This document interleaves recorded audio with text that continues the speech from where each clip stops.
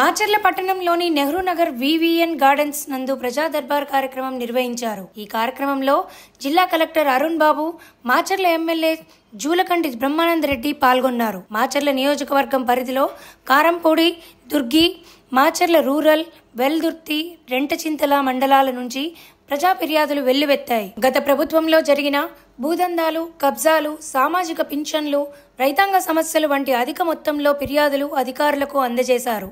మండలాలు వారీగా చూసుకుంటే కారంపూడి 12, దుర్గి 65, రెంటచింతల 25, వెల్దుర్తి 87, మాచర్ల రూరల్ 111, మాచర్ల మున్సిపాలిటీ 152 కాగా మొత్తం 452 ఫిర్యాదులను ప్రజలు అధికారులకు అందజేశారు.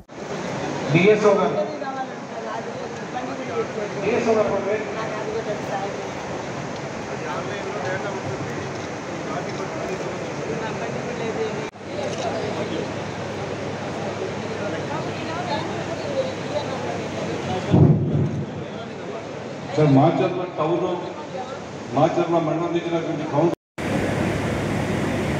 మొదటి దిశ మీటింగ్లోనే ఈ సమస్యల్ని ప్రస్తావించడం జరిగింది. అయినప్పటికీ కూడా మరి ఇందులో ఫలితాలు స్పందించడంలో వెనకపడ్డామని చెప్పేసి ఈ సందర్భంగా తెలియజేయాలి. ట్రాన్స్ఫార్మర్ థెఫ్ట్ని అరికట్టడంలో కానీ, రికవరీలో కానీ పోలీస్ శాఖ పూర్తిగా విఫలమైంది. అనేక సందర్భాల్లో చెప్పాను,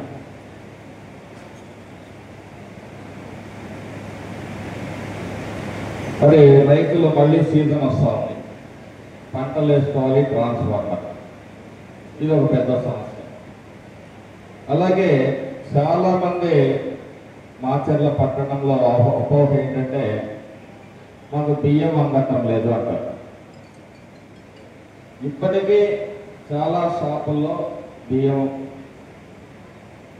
పాత ఎవరైతే డీలర్లు ఉన్నారో వాళ్ళ నుంచి రికవరీ చేయకపోవడం, మరి కొత్తగా డీలర్లకు అందించకపోవడంతో షార్టేజ్ తోటి చాలా గ్రామాల్లో ఈ సమస్య ఇప్పటికీ కూడా మరి సజీవంగానే ఉంది. మరొక ప్రధానమైన సమస్య ఈ రైస్ అందించే బండ్లు. దీని మీద కూడా తగిన చర్యలు తీసుకోవాల్సిందిగా ప్రభుత్వానికి సిఫార్సు చేయవలసిందిగా గౌరవ కలెక్టర్ గారిని కోరుతా ఉన్నాం.